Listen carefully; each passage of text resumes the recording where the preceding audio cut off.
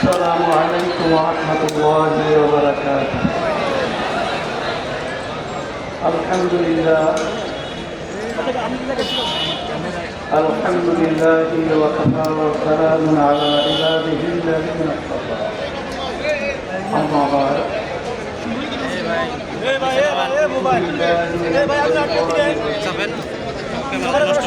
بسم الله الرحمن الرحيم.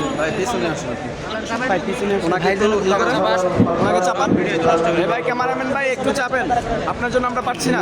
كسبت أيدينا صدق الله العلي ভাই আপনার জন্য العظيم. হচ্ছে না আমাদের। সবাই বলুন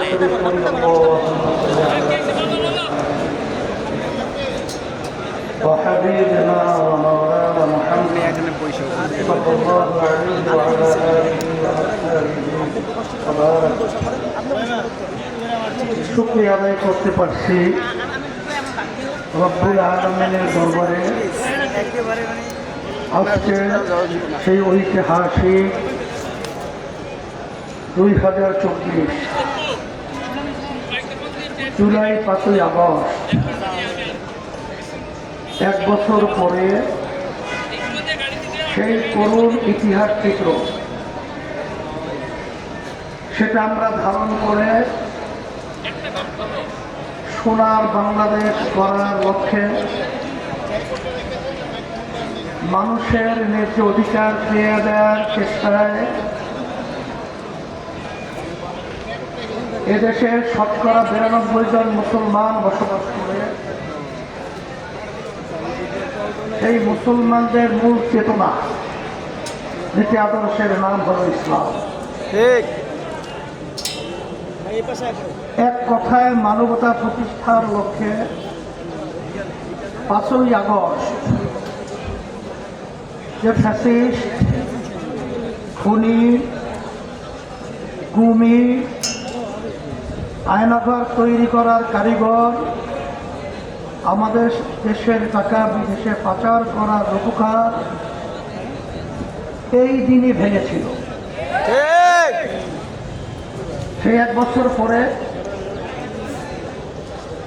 আজকে আমরা এখানে উপস্থিত হতে পেরেছি, শুকরিয়া তার বলি আলহামদুলিল্লাহ। সর্বপ্রথম আমরা আল্লাহ রাব্বুল আলামিনের কাছে দোয়া করব, আপনি ক্যামেরা উপরে আছেন, আপনি ক্যামেরা উপরে আছেন। যারা এই ফ্যাসিস্ট, খুনি এবং গুণী, আয়নাঘর বানাবার কারিগর এবং দেশের টাকা যারা পাচার করেছে, সেই ছাত্ররা এবং জনগণ এই অন্যায় প্রতিবাদে যখন তাদের জীবনের মায়া ত্যাগ করে, যখন বাংলাদেশ সহ বাংলাদেশের সর্বত্র অলিগলিতে যখন আওয়াজ তুলেছিল, তখন আমাদের সেই দৃশ্য এখন আমাদের চোখের সামনে ভাসছে।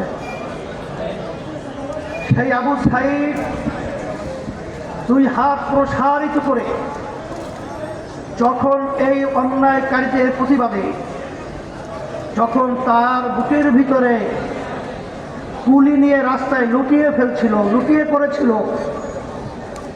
সেই পশুরা যারা গুলি করেছিল, সেই চিত্র এখন আমাদের চোখের সামনে ভাসছে।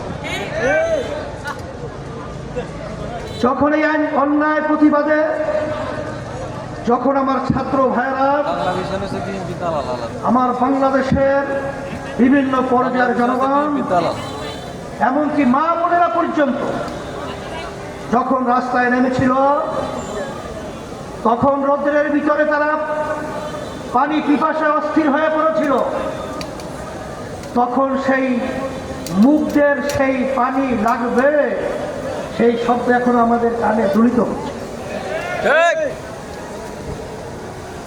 আমরা দোয়া করি আল্লাহ রাব্বুল আলামিন যারা এই ন্যায়ের পক্ষে অন্যায় প্রতিবাদে যারা রাজপথে শাহাদত বরণ করেছেন, আল্লাহ তাদের মর্যাদা দরজা আল্লাহ বেহেশতের ভিতরে বুলন্দ করে দেয়। আমিন। শত শত আমার সন্তানেরা চিরতরে তাদের চক্ষুকে হারিয়েছে, আর কোনোদিন তারা আলো দেখবে না। আল্লাহ রাব্বুল আলামিন তাদেরকে সুস্থ করে দেয়, এবং যারা পঙ্গু হয়েছে এখনো হসপিটালের ভিতরে কাতরাচ্ছে, আল্লাহ রাব্বুল আলামিন তাদেরকে সুস্থ করে দেয়। আমিন। এত ত্যাগ,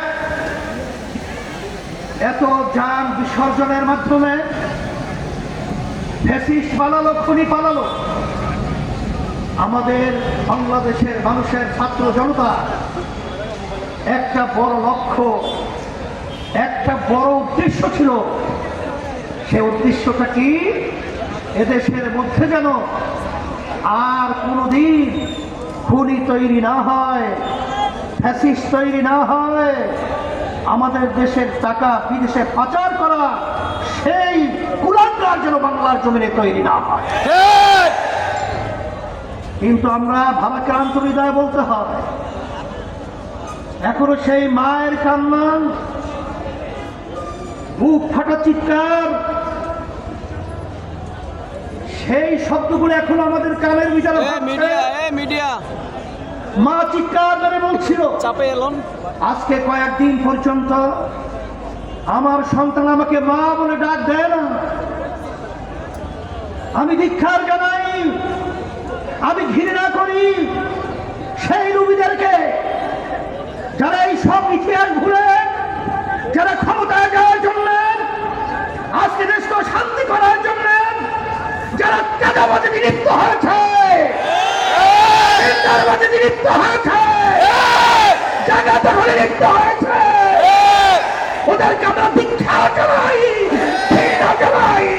বাংলার জমিন থেকে এই চাঁদাবাজদেরকে উৎখাত করতেই হবে, আবার আমাদের উৎখাত করতে হবে। এই বাংলাদেশের মধ্যে আজকে আমাদের দুঃখ সহকারে বলতে হয়, যারা নাকি চাঁদাবাজি করছেন, যারা আজকে এখনো বিদেশের সেই ইচ্ছা পূরণ করার জন্য যারা আজকে সুন্দর সুন্দর বুড়িয়া ওড়াচ্ছেন, আমি সেই বাংলাদেশের ঘৃণিত শত্রুদেরকে বলবো, সেই জুলাই, সেই 5ই আগস্ট আবার আজকে আমরা স্মরণ করছি। হাজার হাজার মায়ের কোল খালি হয়েছে, হাজার হাজার আমাদের বাংলাদেশের মেধাবী মেধাবী ভবিষ্যৎ প্রজন্ম সন্তানগুলোকে যে উদ্দেশ্যে তাদের জীবন বিসর্জন করতে হয়েছে, আবার সেই চিত্র আমরা আবার বাংলাদেশে দেখব। এটা কখনোই সহ্য করা যায় না, এটা কখনোই মেনে নেওয়া যায় না। এই বাংলাদেশকে আমরা নতুনভাবে সাজাবার জন্য আমি আপনাদের উদাত্ত আহ্বান জানাবো, আমাদের সেই চেতনাকে আমাদের বুকের ভিতরে ধারণ করে আমরা যেই উদ্দেশ্যে ফ্যাসিস্টকে তাড়িয়েছি, খুনিকে তাড়িয়েছি, এখনো ক্ষমতা প্রেমিকরা সেই দোষে কিন্তু এখনো তারা নিমজ্জিত রয়েছে। আমি তাদেরকে বলবো, আমাদের যুদ্ধ শেষ হয় নাই, আমরা এখনো রাজপথ ছাড়ি নাই। তোমরা বাংলাদেশকে মগের মূল্য পেয়েছো নাকি? না, আমরা তোমাদের কাছে দেশকে ইজারা দিয়েছি। আমি এই দেশের সন্তান, আমরা এই দেশে জন্মগ্রহণ করেছি, এই দেশ আমার, এই দেশ সুন্দর করার দায়িত্ব আমাদের। ফ্যাসিস্ট, চাঁদাবাজ, মিথ্যুক এবং বিদেশের তাবেদারদেরকে এই বাংলার জমিনের মধ্যে আর মাথা উঁচু করে দাঁড়াতে দেওয়া যাবে না। এর জন্য আমি বলবো, সেই উদ্দেশ্যে আসা ঘাটালি আমাদের দেশের এতগুলো সন্তান জীবন দিয়েছিল, পঙ্গু হয়েছে, এখনো চক্ষু হারিয়ে তারা দিন রাত্র অসহায় অবস্থায় যারা আজকে পার করছে। আমার সাংবাদিক বন্ধুদেরকে বলবো, আমার প্রশাসন ভাইদেরকে বলবো, এবং সর্বশ্রেণী সর্বপেশা আমার ভাইদেরকে বলবো, আসেন আমরা সবাই একত্রিত হই, আমরা সবাই একাকার হয়ে এই খুনিদেরকে, এই চাঁদাবাজদেরকে, এই বিদেশি দাবিদারদেরকে আমরা এই বাংলাদেশের মধ্যে চিরতরে কবর রচনা করি। সেই হিসাবে আমি সকল কথা আহ্বান জানাচ্ছি, 5ই আগস্টের পরে আজকে বাংলাদেশ নতুন গড়া একটা ক্ষেত্র তৈরি হয়েছে। এই সুন্দর ক্ষেত্রকে যেন আমরা নষ্ট না করি, এইভাবে আমাদের সজাগ থাকতে হবে। আমরা সবাই একাকার হয়ে পিআর পদ্ধতি নির্বাচনের মাধ্যমে জাতীয় সরকার তৈরি করে আমরা এই দেশকে সুন্দর করব। আল্লাহ রাব্বুল আলামিন আমাদের সকলকে এই সুন্দর দেশ করা এবং এই আশায় আমরা একাত্রে কাজ করতে পারি আল্লাহ তৌফিক দান করুক। আল্লাহুম্মা আমিন। রব্বানা আতিনা ফিদ দুনিয়া হাসানাহ ওয়া ফিল আখিরাতি হাসানাহ ওয়া কিনা আযাবান নার বিরহমাতিকা ইয়া আরহামার রাহিমিন।